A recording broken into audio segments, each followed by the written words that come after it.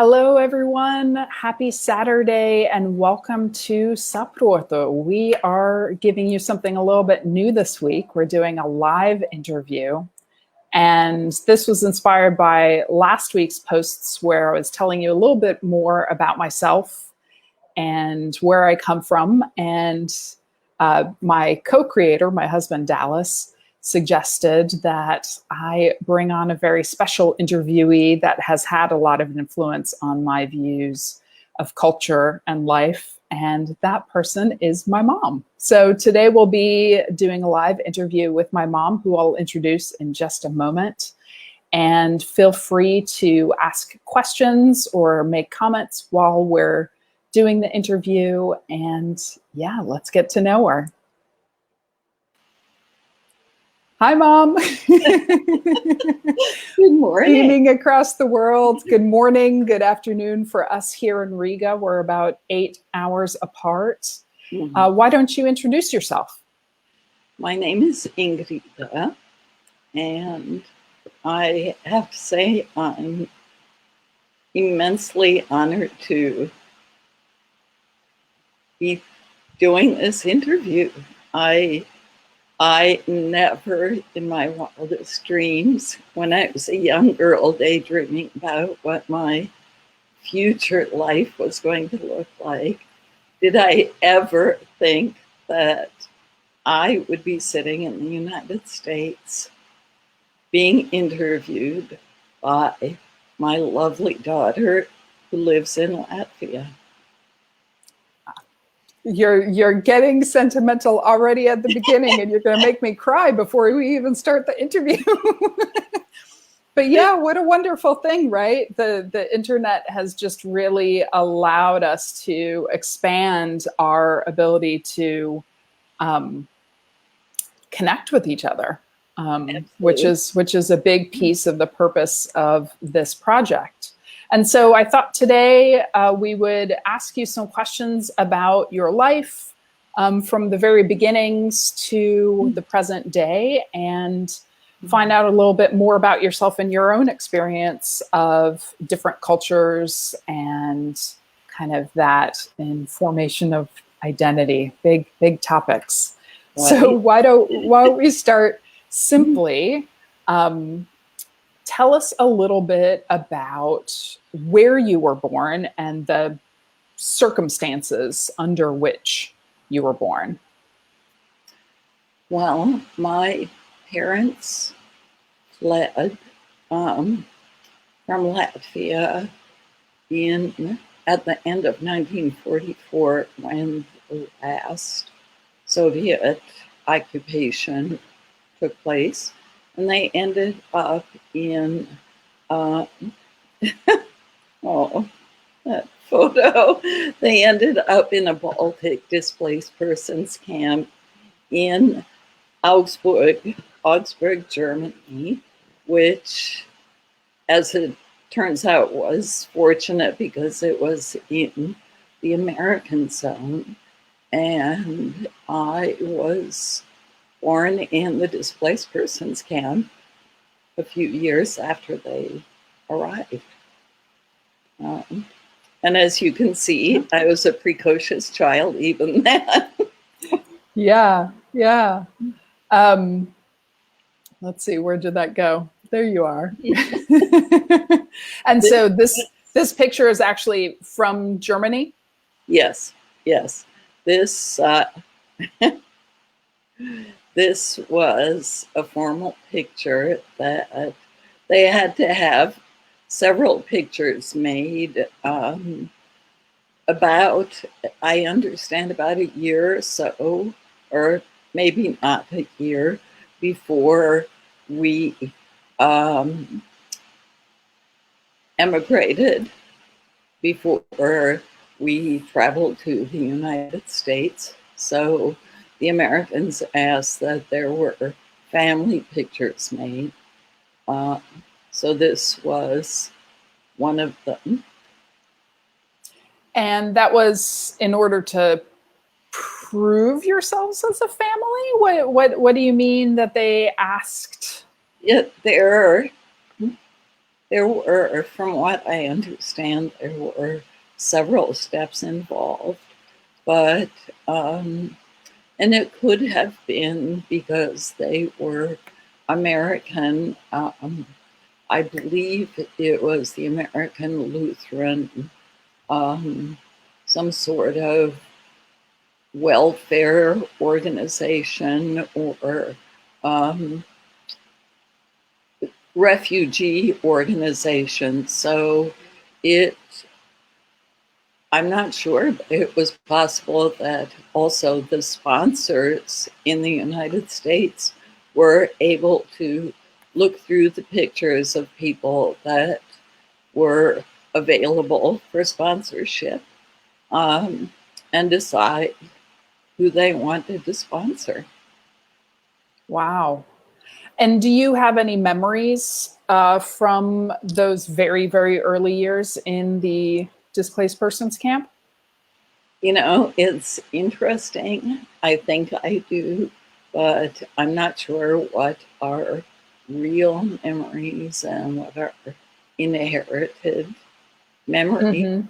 I have a vague little flash of standing by this beautiful fountain on a cobblestone street and really thinking it was magical.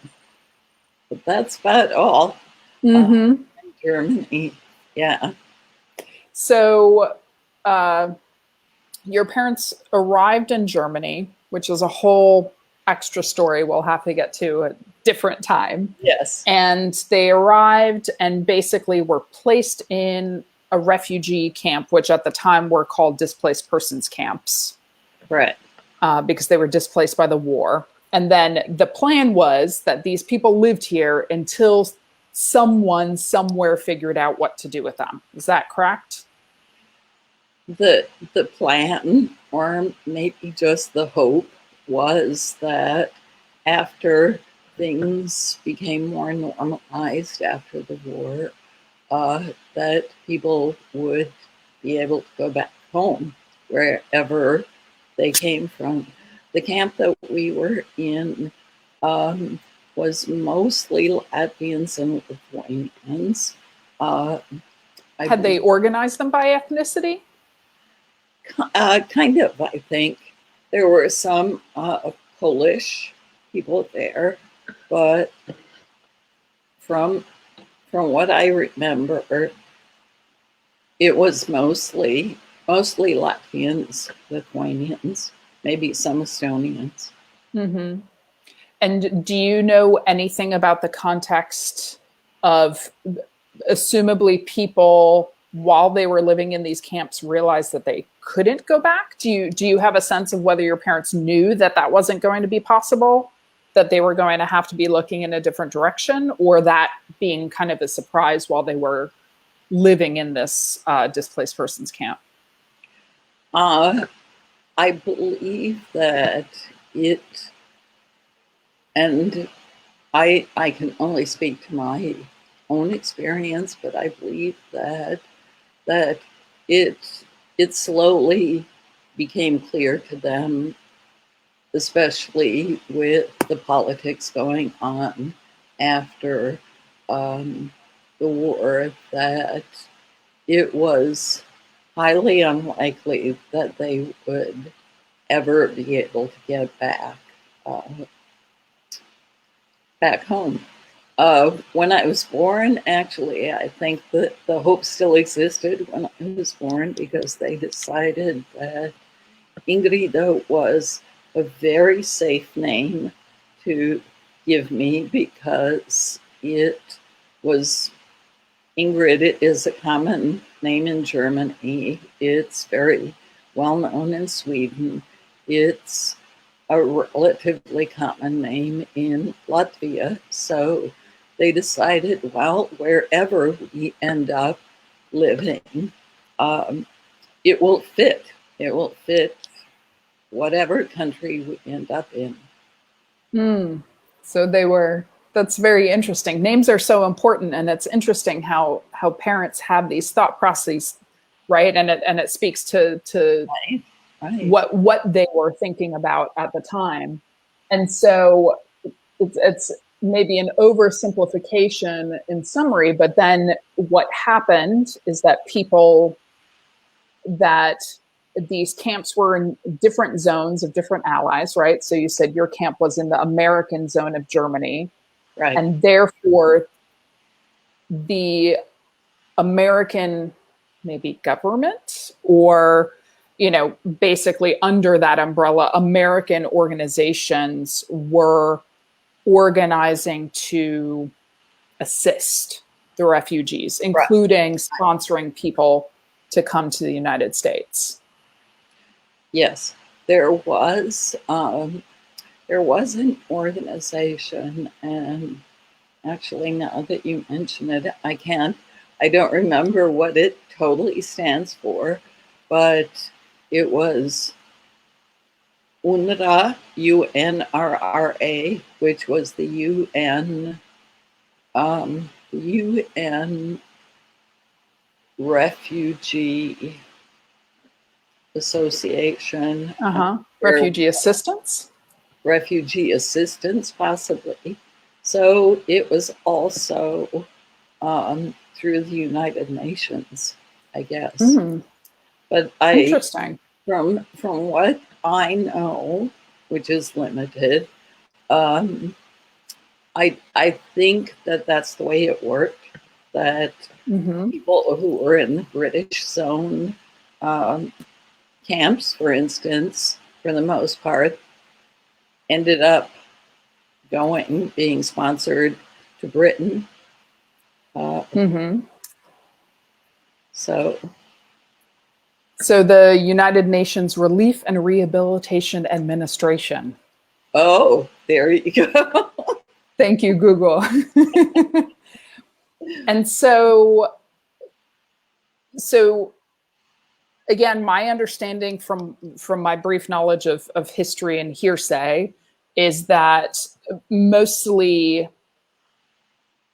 single male people who had the ability to work were the first sponsored to kind of keep things going because of the lack of workers in the United States. And then as things progressed, then families and women with children were sponsored to the U.S. And you all were sponsored by this organization, this Lutheran organization. Can you tell folks a little bit about what that process looked like? So how you traveled, what happened when you arrived, and then kind of what those first years of sponsorship looked like?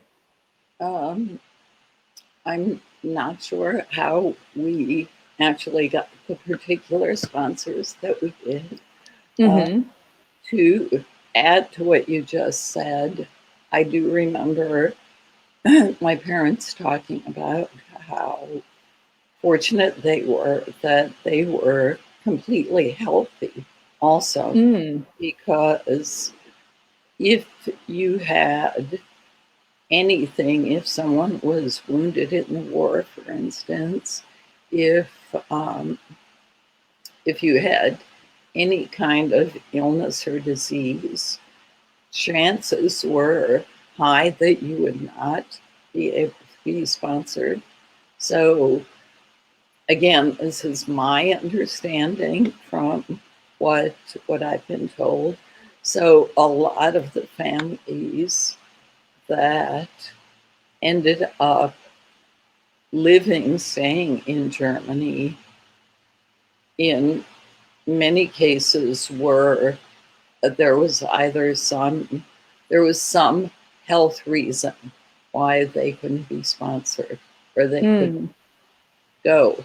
And was that primarily because people had to be laborers? Like, I mean, that's maybe an oversimplification, but people had to be able to work and contribute back for being able to be sponsored. Exactly. And that was the whole point, that in return for being sponsored, you lived with the sponsoring family, and I believe the work obligation was a year to pay back them bringing you to the United States, in a matter of speaking. Yeah. And this is just super interesting to me. So I'm going to keep on like kind of picking out this a little bit.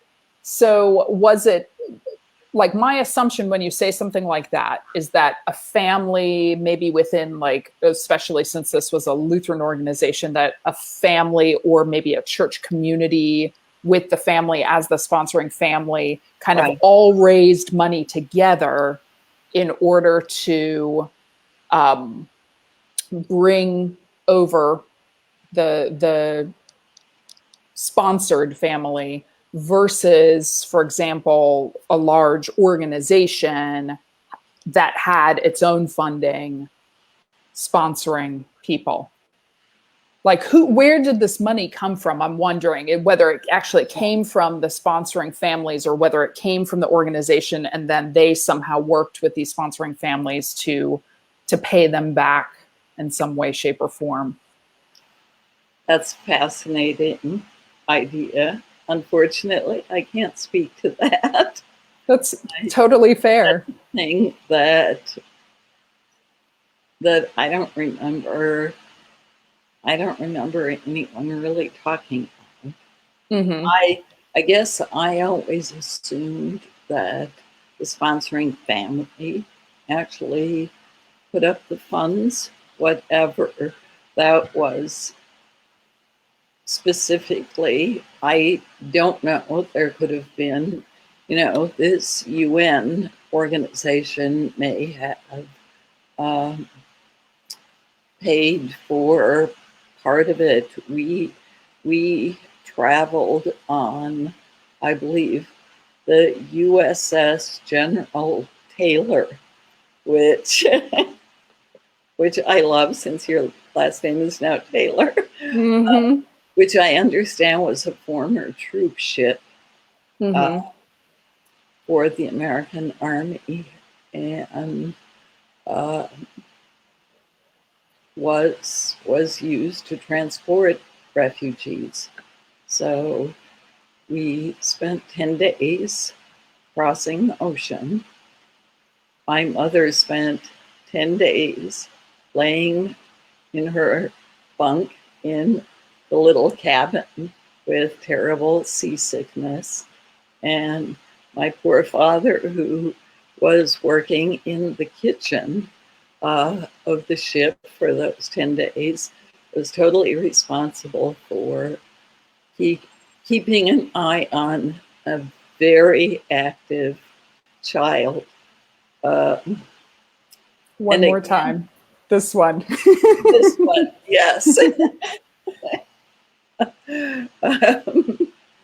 And I understand that I pretty much ran through the entire ship, explored every nook and cranny. Fortunately, there were other people who also kindly kept an eye on me. The only potential tragedy was that I understand, as I was running through, that my hand got inadvertently slammed into one of the metal doors in the ship, and they were very concerned that my hand had been broken, but fortunately, I guess everything was fine. So it sounds like I was a handful. Again, I have just a flash of a memory of being very frustrated that I could look up and see the sky, but I wasn't tall enough to look over and see the water that was going by. But that's my only memory of that. It's interesting because we arrived in New York City exactly on my parents' wedding anniversary, November 6th. So in 1949, my parents were given train tickets and a small amount of money for food and put on the train to Tolna, North Dakota, which is a state that is in the middle of the United States, way north bordering Canada. And Tolna itself is still, I'm sure, a very small farming community. I think the population was about 200 or so. And the state of North Dakota in general is flat and pretty much totally rural and farming. Our sponsors were just delightful people. They were two brothers and a sister who had never married and lived together on this farm and farmed together. One of them was my very favorite, but my parents used to laugh a lot and say how ironic that my second language turned out not to be English, but to be Norwegian, because all three of them still spoke Norwegian amongst themselves. But I do have a memory of this very tall, of course he was tall to me, tall, slender man, and I wasn't able to pronounce the name, the word onkels, which is uncle in Latvian. So I called him Onka Nick. And Nick spoiled me rotten. But my most vivid memory was of him lifting me up and putting me on a horse that a young woman was sitting on, and she held me, and I went on my first horse ride, which I just thought was heaven on earth, just something miraculous. And both my parents worked on the farm for the year that we were there. My mother basically worked in the house and helped with the housekeeping. And my father worked out in the fields with the two men.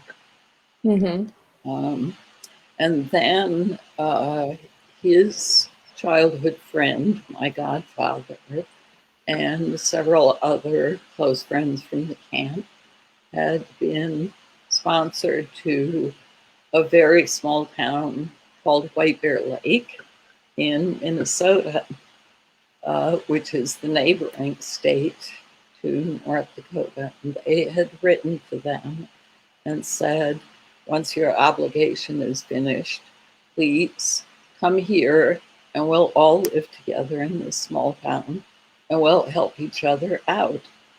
So after the year, we moved to White Bear Lake, Minnesota, which I think was something between 3,000 and 4,000 people at the time. So also a very small town. And how interesting. So they knew the other people from the camp, but one of the people was someone actually that your father knew from back in Latvia. Yes, actually. And they had somehow found each other. Well, when my parents left Latvia, they fortunately, my father's best friend from childhood traveled with them. So the three of them kind of traveled together, all ended up in the displaced persons camp. My godfather ultimately married a German woman after the war, so he and his wife were the people who were one of the people that were sponsored to White Bear Lake. So that was a very big motivation for them to move to Minnesota to be together with this childhood friend. Yeah. And I would imagine if they had traveled that many years together and then lived that many years together in the camp. And yeah. And so tell us just briefly a little bit about then your childhood in White Bear. And then I'm going to ask you some more questions about some of the cultural pieces of that. I actually felt, because there were, even though it was a small town, because there were several families, actually quite a few families, Latvian families living there, I feel like I started growing up in a very tight-knit, affectionate, safe, supportive environment. So I think I wasn't really aware very much of the outside world, outside of these people who all knew each other. Mm-hmm. Ultimately, all of the men in these families helped my father build our little house in White Bear Lake. We lived with various people, other people, until they built this little house. And it was kind of an insular, I guess, experience. My first, there were neighborhood children who would come around and be curious about who we were, but my first real memory, I guess, of experiencing what I considered a different world was when I went to kindergarten when I was 5, which, do I need to explain? Kindergarten, is that a standard kind of So just pre-first grade. It's pre-first grade Mm-hmm. that American children go to when they're 5 years old. Mm-hmm. Even though the word's German. Yes, very much so. Mm-hmm. So that was my first, I guess, real experience of the outside world. I was tremendously excited. This was a fascinating experience. I loved being able to go to school. What I didn't love, though, was that I was pretty much teased and laughed at by other children through the whole year because I spoke differently. I spoke a different language because they made up rhymes and jokes about my name because nobody could pronounce my first or last name. So that part was not pleasant. My kindergarten teacher also, at one point, I don't know when, but I remember her sending a note home to my parents with me. And it turns out that she wrote to them that I needed to learn to speak fluent English in order to be able to stay in school.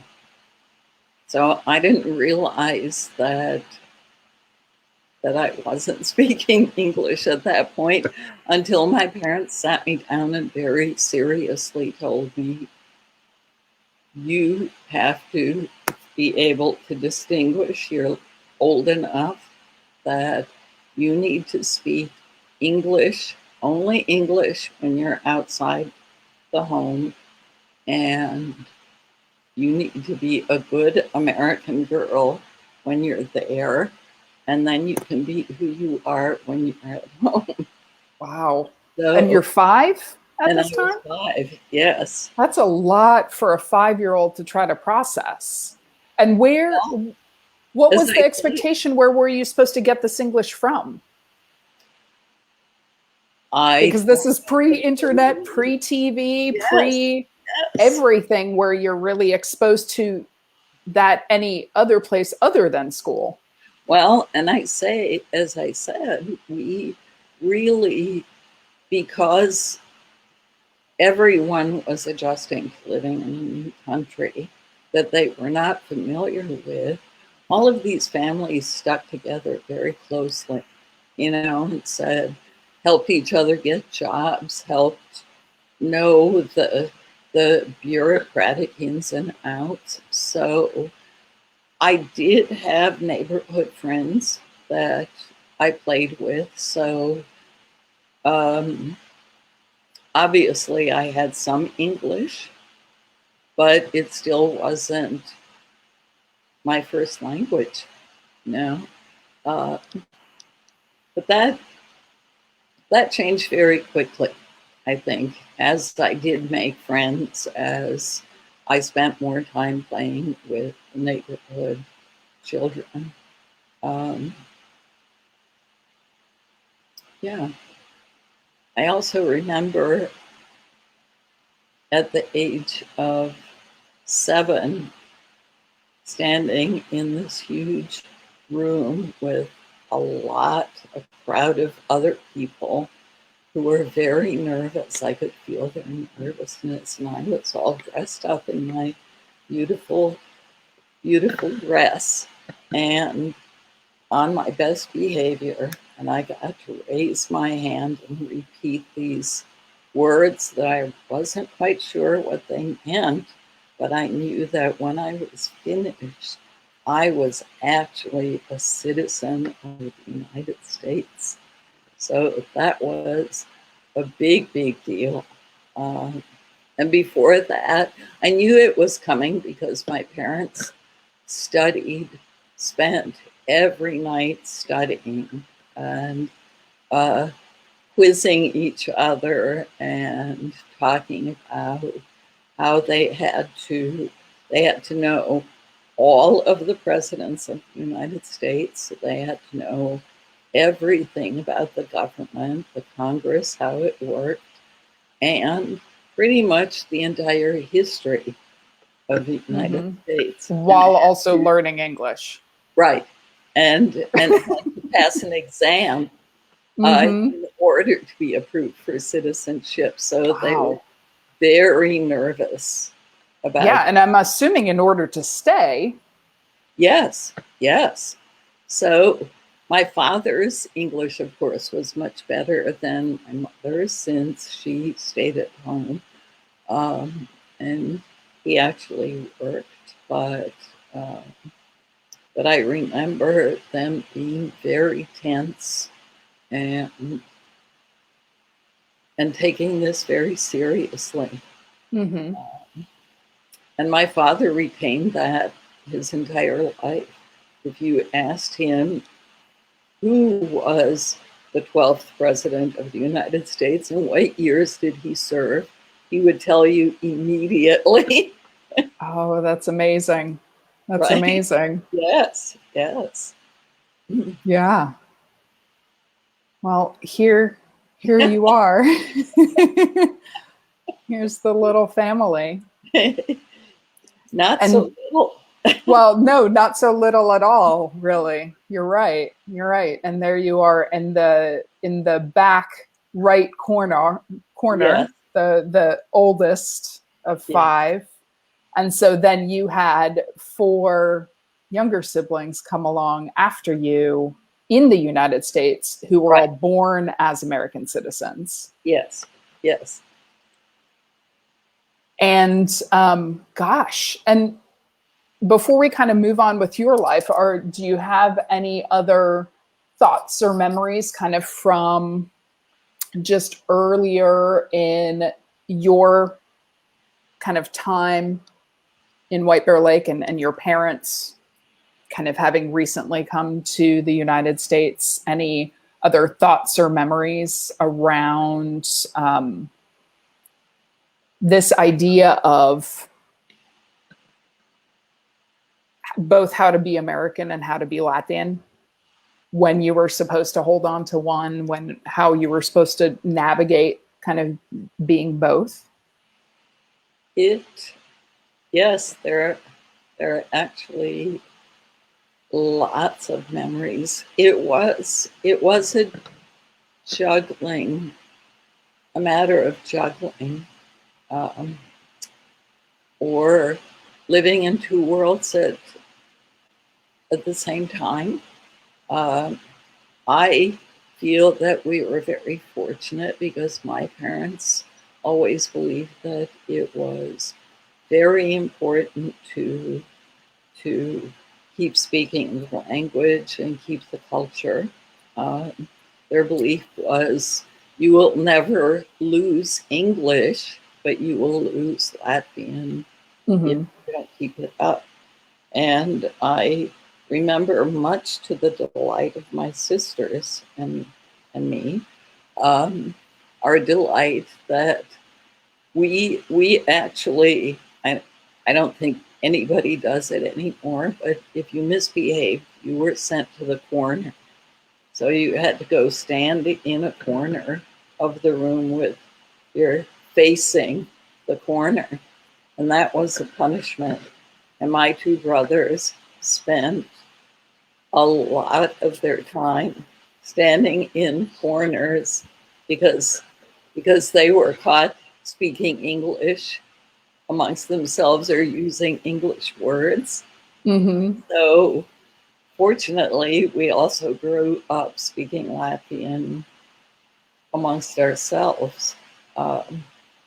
And, I think by about second grade or so, I became very proud, actually, of being different. There were still times that we were made fun of, or not necessarily made fun of, but there was a tradition in the neighborhood that when we went out to play after supper in the evening, all of the neighborhood children asked, "What did you eat for supper? What did you eat for supper?" And I remember one of my very favorite meals when I was little was kidney and liver, sauteed in this very rich gravy that was served over mashed potatoes. And I remember telling them, "Oh, we had kidneys and liver tonight." And everyone made these gagging, vomiting sounds and actions, saying, "You people are just not normal." And, the same with pancakes. Quite often, my mother would make pancakes or yeast pancakes or potato pancakes for supper. And it was always this attitude of, "No, pancakes are only for breakfast. Why do you eat pancakes at night?" But so it took some navigating to figure out how to keep one life separate from the other, because sometimes they mixed, sometimes they didn't. I took piano lessons when I was in primary school, and I remember asking my piano teacher if I could play the Latvian national anthem. Oh, I'm going to tear up. For my piano recital, once a year there was a recital with all the piano students, and in the school auditorium, so which was quite large. So all of the parents and family members and friends came to this. And my mother dressed me up in the national costume that our relatives had mailed to us. And I went out, got on stage, and played the national anthem. And my parents and their friends actually stood in the auditorium while it was playing. And it was a very moving experience for all of us, actually. Yeah. Yeah. Sounds like it. I would imagine it would be.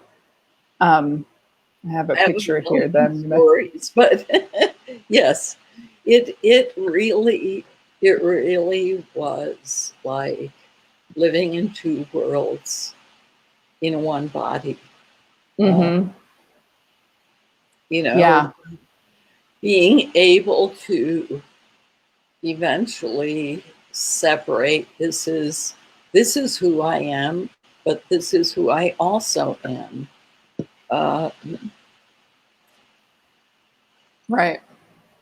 Was difficult at times, but it was also wonderful. Oh, here we go. That's it. Is this the piano recital? This was the piano recital. Wow. Well, I've never known what this picture was for, but you said yourself in a costume. Yes. And here you are. You in a Latvian national costume. And you said relatives sent you this? Not from Latvia, they didn't send it. Yes, they did. How is that possible? Well, it was possible. It was difficult, but it was possible. We also received books. As you can see in the background, maybe they actually even succeeded in sending us some things like traditional vases. And my parents, in turn, I remember we sent, I guess you'd call them care packages to all our relatives there with clothing. It used to be used clothing, and then the Soviets decided, no, you could only, if you're going to send it, you can only send brand new clothing, which did it end up at its purpose? I wonder if all parts of that package ended up with the people that it was intended for. You know, that's a good question. One of the things I also learned when I was young is that when we wrote, we learned how to write letters to cousins and relatives. I don't know. Talk through the flowers. So you spoke maybe that your relatives knew how to read in between the lines. Exactly, because you wrote kind of in code. Yes, all letters, both going there and coming back to us, were censored. Mm-hmm. So it actually seemed like a game to me. How to figure out to say interesting things that could not be faulted, I guess. Mm-hmm. I know it was also a game reading letters from them, because you'd read a sentence and then there would be black, black, black, black, and then another sentence, and trying to figure out what came between those two sentences to make, would it make sense? What were they trying to say to us that was blacked out? Wow. I would be holding it up to a candle, trying to look for like pen marks. I tried that, believe me. I'm sure you tried a bit of everything. I don't know how you would. Yeah, I don't know how you would not have that prompt to try to somehow break it. Yeah, absolutely. Whatever ink they used in those years, it was effective. Mm-hmm. Mm-hmm. But I'm still fairly impressed and surprised that things got through from Latvia to the United States, because that, who knows how much actually got through. Yeah. Actually reach their destinations, but yeah. Or what was involved for it to get through, because maybe someone else was not following the rules and right, exactly, and let something through. I would imagine a Latvian national costume traveling through the mail probably wasn't 100% okay.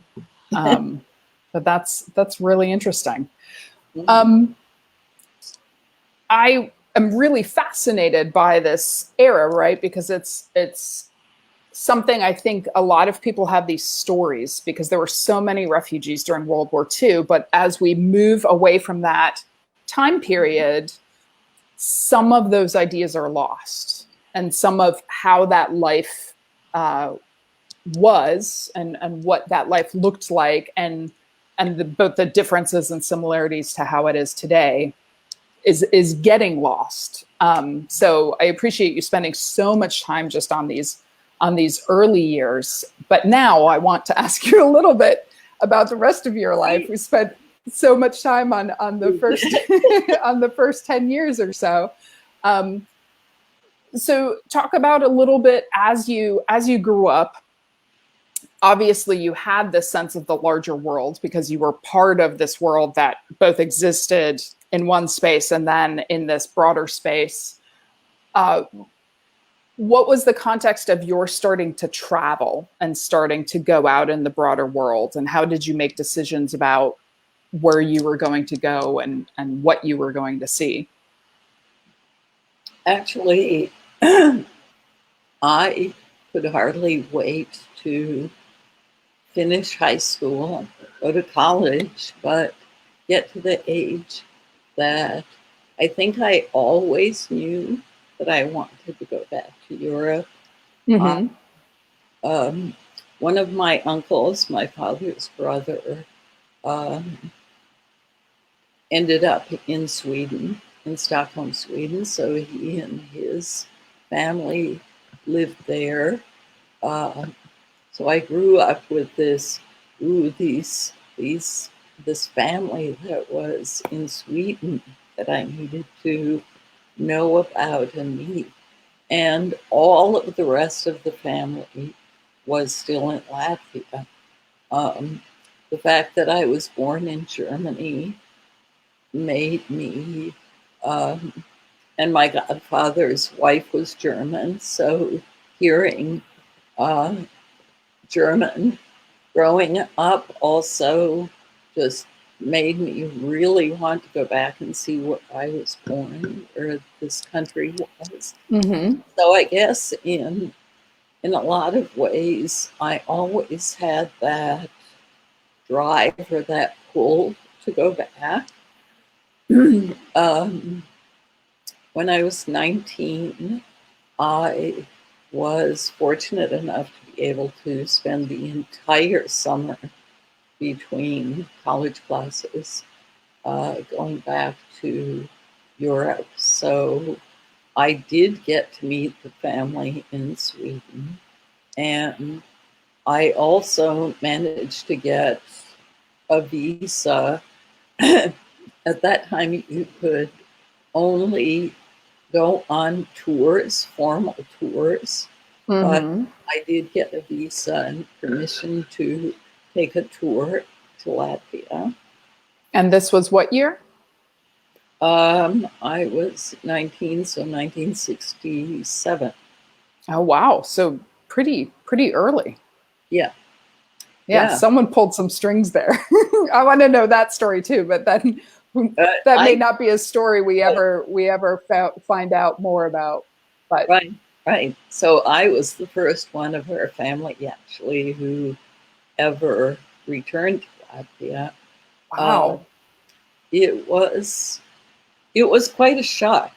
Um, it it wasn't what I imagined. Having read books and heard all of the stories, it was very great, very I think oppressive. Um, Can you I give an example of like what you were seeing or why you felt that way? it was very they never really hid it, but there were people following everyone in the tour group. Um, locals locals were not allowed to come into the hotel we were staying in. The hotel was only for tourists. Um, so everything was very controlled. Um, uh, I I skipped some bus tours of the city to be able to spend time with my relatives, my newly found relatives. Um, it was interesting because some people were optimistic and positive, some people were kind of more pessimistic. Um, it One part of me, the biggest part of me, was absolutely thrilled that this is a real country. These are real people. Wow, I get to really see what I've only heard about, read about, learned about. Um, and a big part of me really felt like I had found home. Um, the one thing that I do have to mention that was a great disappointment to me was, and I don't even know who said it anymore, but the fact that you're not a Latvian, you're an American.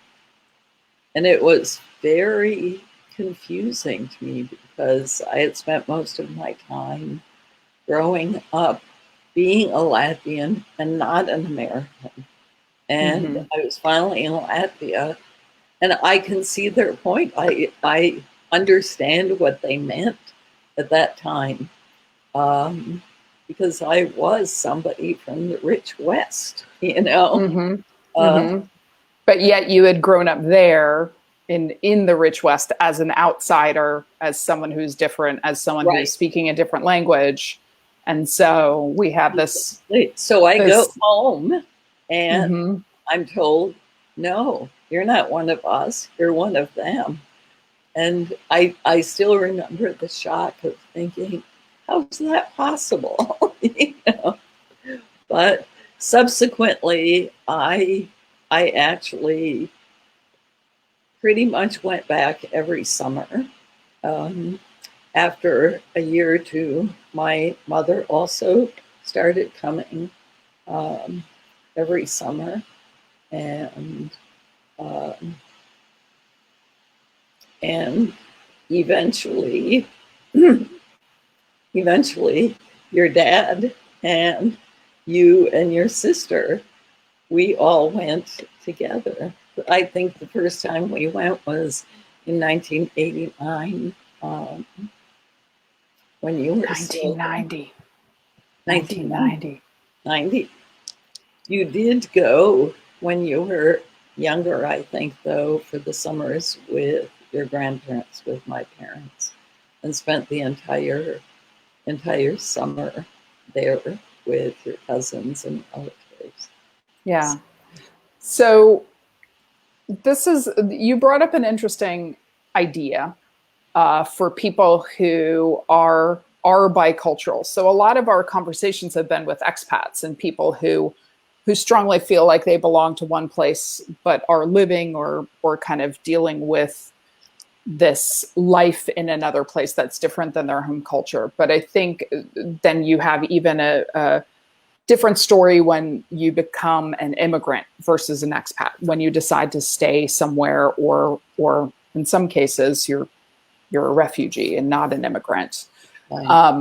And this idea of you're an outsider in this one place, but you also don't quite, after a while, you don't really belong to that other place anymore.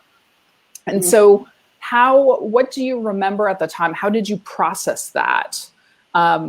Because I know for myself, when I was younger, I pushed harder into, no, I'm going to be this other thing, because people told me I was different. And so then I was going to learn different languages, and I was going to spend time doing things that made me even more different. But I think there are these two schools of thought and everything in between, right? There are people who try to assimilate even more. There are people who try to go the other direction. Then, lots of in between versions. What, especially after this first trip, do you have any memories of what your thought process was of how to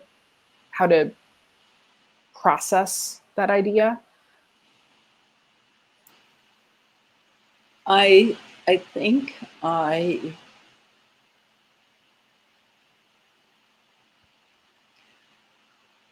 over time I became more comfortable being both. It was all right to be a bit of both, that I couldn't ever be totally a native Latvian because I didn't have that background or that understanding. But yet, even though this is my home, I feel very comfortable. I grew up in the United States. I don't feel completely American either, because my thought processes are different.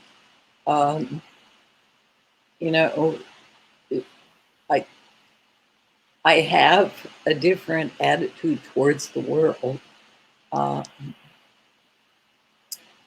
And I believe that we are much richer human beings by having that.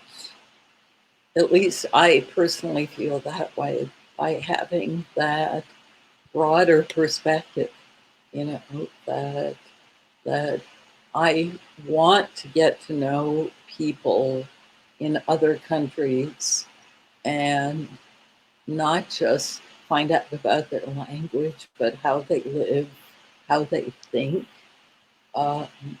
what their life experience is. So I really believe that having grown up the way I did biculturally has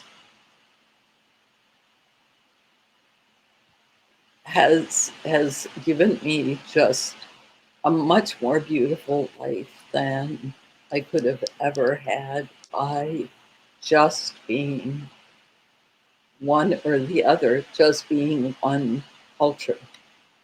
Does that make sense? Yeah. Beautifully put. I think it's sometimes hard to articulate too, because it's an ongoing thought process, and it really isn't something that you ever kind of get to the point of, okay, I'm finished. You don't get to a point of, Yes. and you may even be happy in one place or in one moment at one time, and then change and feel differently at another time. It's a very fluid thing. Yeah. So I'm partly going to switch the subject, but not really. So you talked a little bit about traveling. You talked about being able to go to Latvia very early, in my opinion, very early, without your parents. And I'm going to show the picture that was our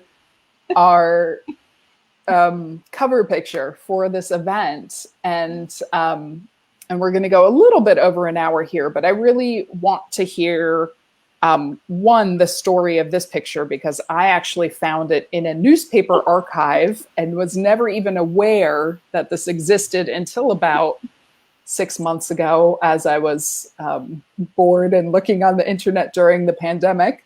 But yeah, I want to hear a little bit about this picture, and also any other thoughts or memories or stories of, I feel like I'm getting a historical register here in some ways of the 70s and the 80s, and kind of the downslope of the Soviet Union, and some of what life in the diaspora was like during that time, just from your perspective. You know, I grew up in a very active Latvian family. Mm-hmm. My father was active in probably every Latvian organization you could think of,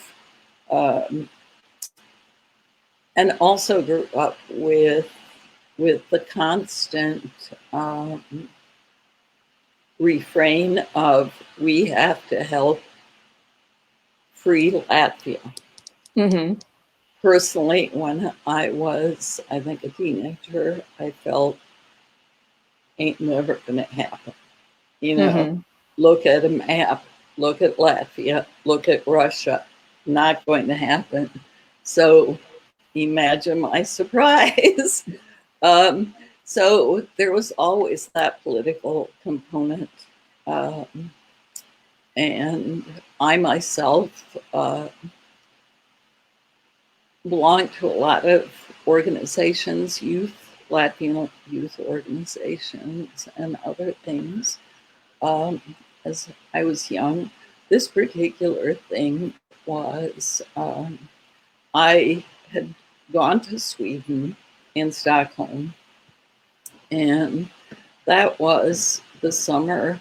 It wasn't the summer of the actual Helsinki Accords, but I believe it was 1973, when all of the foreign ministers and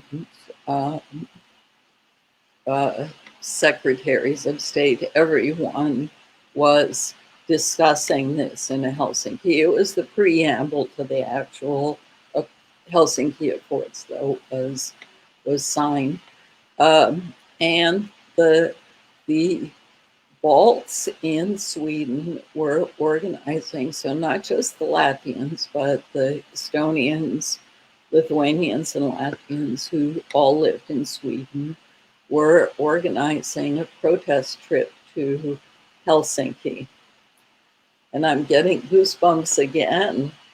We were told that anybody who went had to realize that it was something very illegal that we were doing, that it was dangerous, that we had to be very careful, that it was very likely that we could get arrested.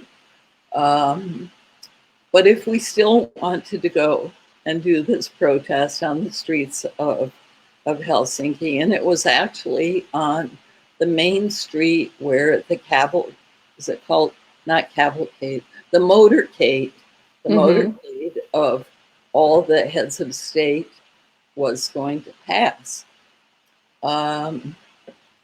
So, of course, being the adventurer that I was absolutely going to go. So we very carefully planned everything out. We had made these, as you can see, these banners, these signs. Everyone had their own. We took umbrellas, even though it was sunny, and we got off the ferry in Helsinki and all walked into, I walked into a department store and went into their restroom and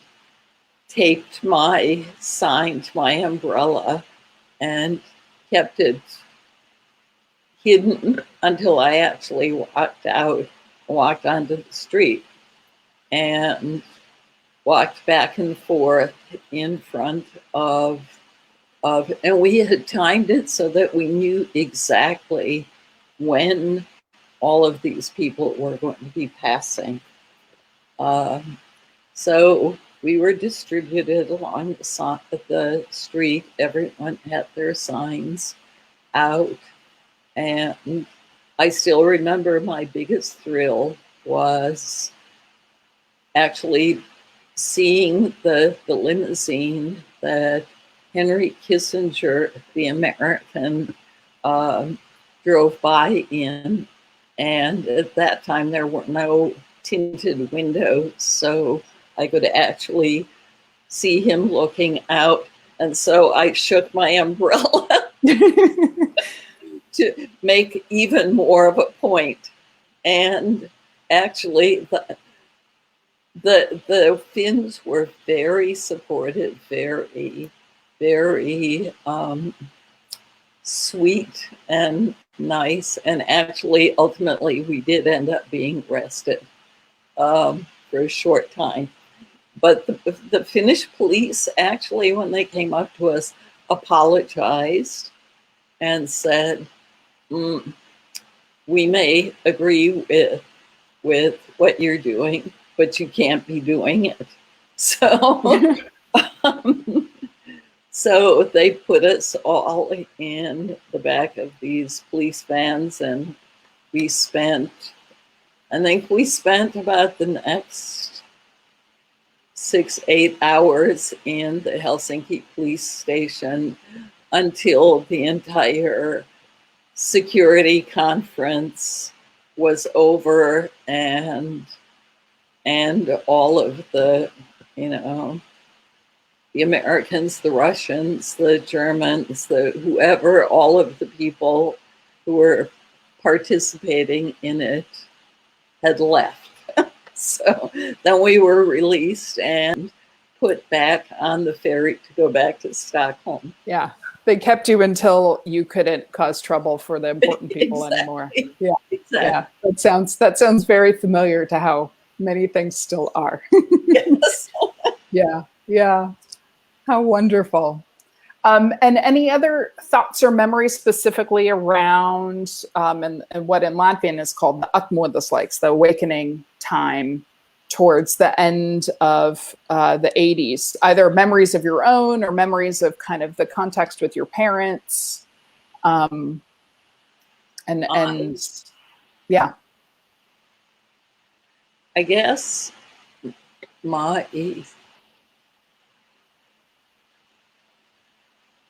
what still moves me the most is this sense of wonder and just overwhelming joy at how was this happening? It really was happening. Mm-hmm.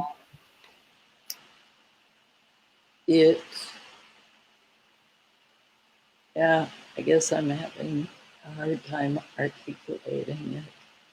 We weren't present for the Baltic Way, where people across all 3 countries held hands, created a human chain. But you and I and your little sister Maya were all in Latvia the summer that actually independence started. There was a putsch, A coup. a coup of sorts in Moscow, and the tanks were rolling in Riga and Lithuania. It was very frightening, although we were out in the country. But at the same time, I don't think I've ever experienced such a feeling of solidarity and optimism and just love of country, love of culture. I'm not articulating this very well, but it's hard to. I feel like my heart is bursting. It was such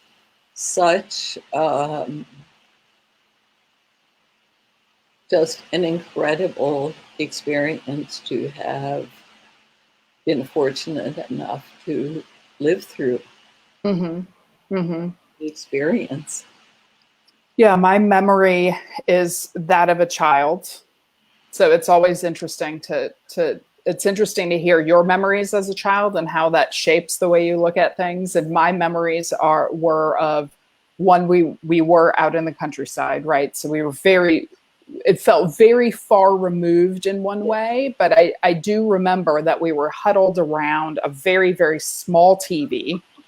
And there was an awareness, like there were people's names, like so-and-so is in the dome square, like so-and-so is there. Yes. And they were kind of like counting like who's here, because there were quite a number of us because it was summertime. And so it was normal for that many of the family to be out in the countryside. And then and that there was this thing happening, right? That there was this thing happening that was really important. But then of course, my childhood brain, I remember you in the hallway trying to reach my dad, who is still in the United States. And in those days, which weren't that long ago, but how difficult it was connect and phone calls were really expensive. And you were trying to reach him to let him know that we were safe, that, that we didn't know what the situation was. And I remember you saying something to the effect of we don't quite know what the situation is. And my childhood brain was very much like, please don't make me have to go home to school. It's like, maybe we can somehow not have to go home and I can just like have endless summer and not have to go back to school, which is just the silliest, most childlike thought that I can actually recall. And that was even though this other big thing was happening, that was my kind of, I don't know, the thing that I got stuck on, which was really funny. Like maybe there won't be fairies, or maybe there's something will like keep me from having to return to school. And actually one other story, we skipped ahead. One other story I want to ask you to relay a little bit, and then we'll wrap it up because I don't want to keep you too long, but tell the story a little bit about coming to Latvia to get married. We had decided that we didn't want a big traditional, typical wedding, that we wanted to honor both sides of who we were.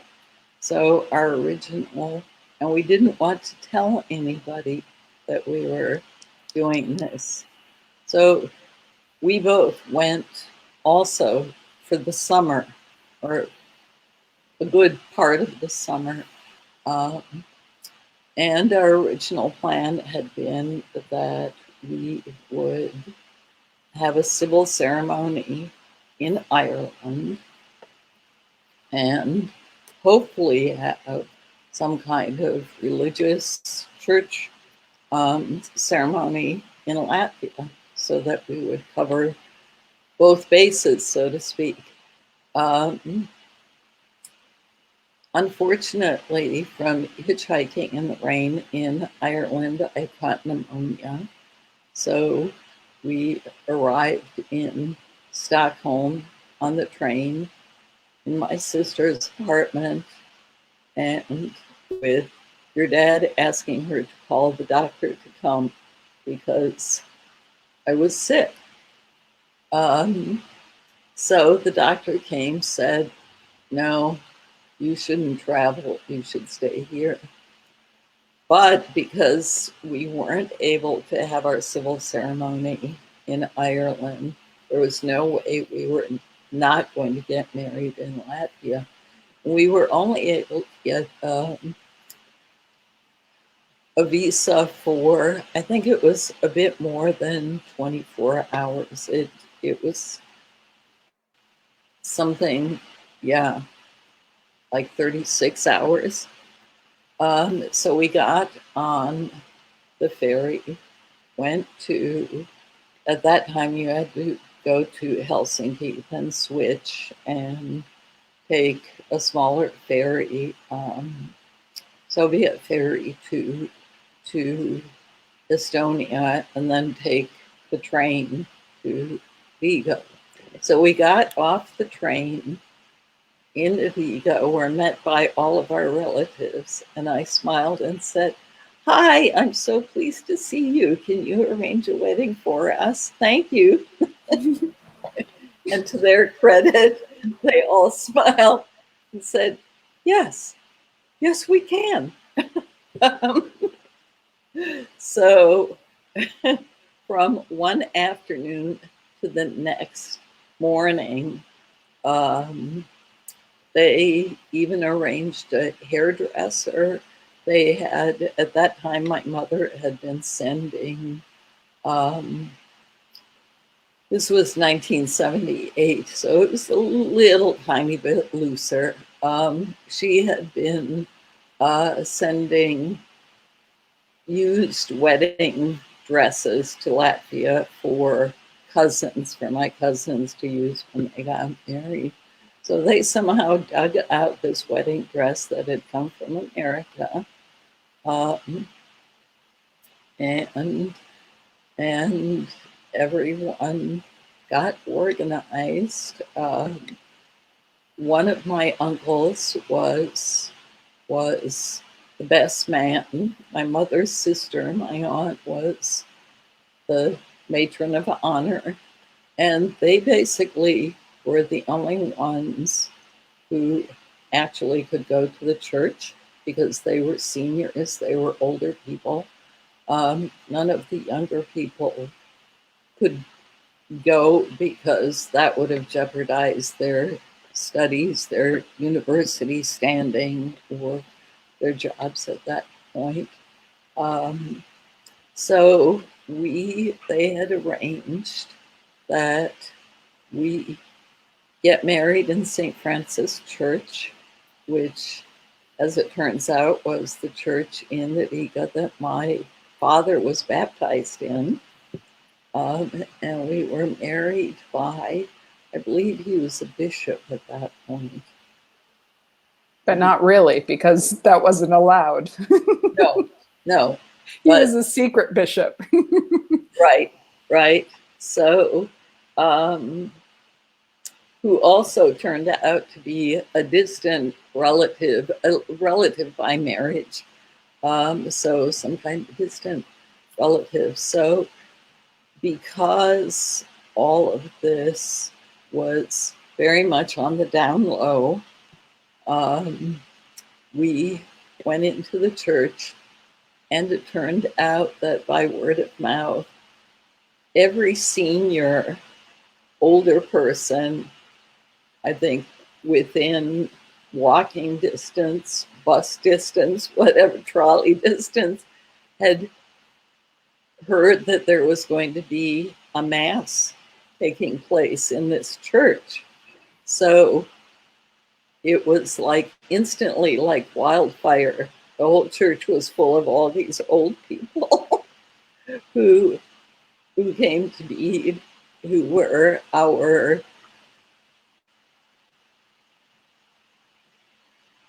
celebration, who, came to celebrate. So after the mass, we filed out, and all these wonderful old people were standing in a line on the steps of the church and shook our hands and kissed us and gave us a little flower. And then we were taken for pictures. Our relatives had even arranged a photographer in the Riga, and we kind of jumped out of the car, kept our heads down, ran into the photographer's studio. Unfortunately, in the middle of it, the KGB, I don't know, came in and started yelling at the photographer, forced us to leave. It was kind of a scary, unpleasant situation. So they had somehow discovered that these Westerners were getting married in the Riga and having a church wedding and doing all of these things that were not allowed. But my wonderful relatives had even arranged a wedding supper, lunch for us. So they hustled. It was wonderful. The food that they were able to get together in such a short time, it was really a feast. I don't know if you want me to tell you some of the funny parts. There was someone had brought, and I'm trying to make this as fast as possible. Someone had brought homemade canned moose liver, and kept offering it to your dad, who was, it was such a delicacy that he felt he needed to accept it. So he ate it and said, this is really good. So because he liked it, his foreigner liked it, they gave him the entire can pot of the moose liver and wouldn't allow anybody else to eat it. So apparently it was your father, who does like game, said it was very, very gamey, and it was a taste that he was not accustomed to, but because they had sacrificed themselves finding this wherever it came from, he felt he couldn't be rude and not eat it. So he ate this entire pot of potted moose liver. And then they accompanied us in the afternoon back to the train. We got on the train and went back and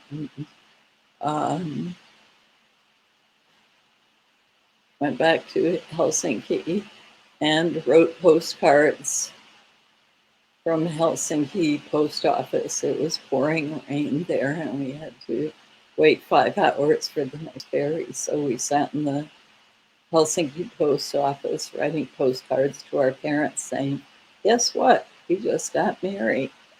So,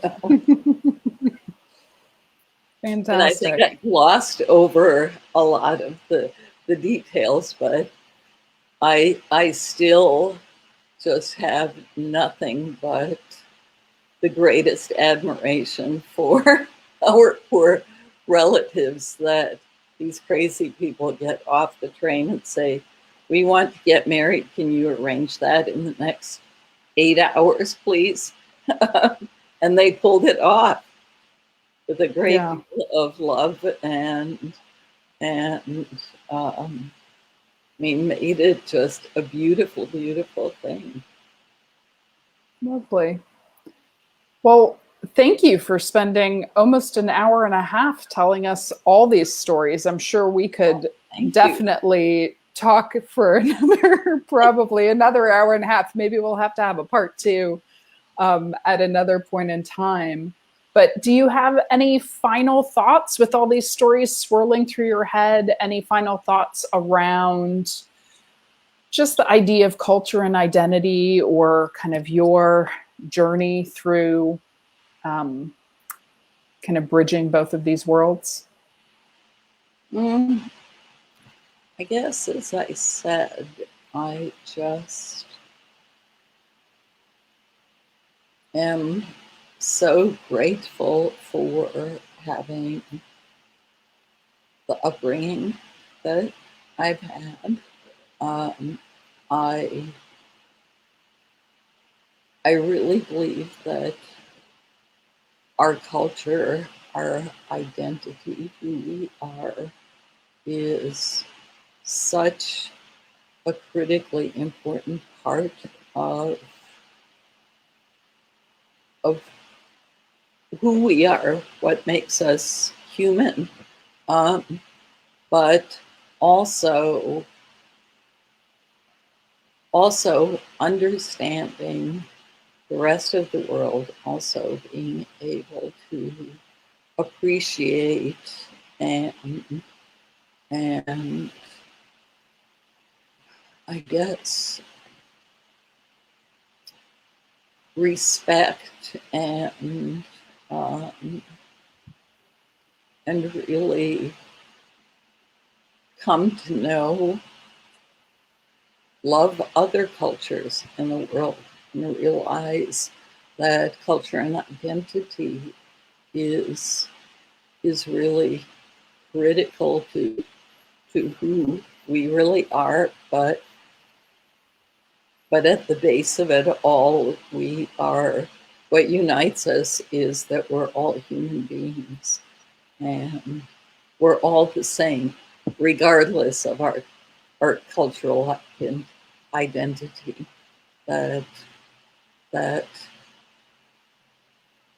we are, our humanity unites us. Well, thank you so much. Well, we'll end on a cute picture of of you with this giant crown, which later on became my giant crown. And I remember how large that was. It's probably about the same size as a child's head. But thank you so much for sharing your stories. Again, I know it's only the very tip of an iceberg, but I love that we've kind of captured in mostly chronological order kind of some of this story, both yours specifically and this bigger story of the diaspora. And yeah, we'll have to have a part two then of how how you and I and my upbringing and how I ended up over here. But I think you provide some good background. So thank you very much. And yeah, appreciate you. Oh, thank you so much.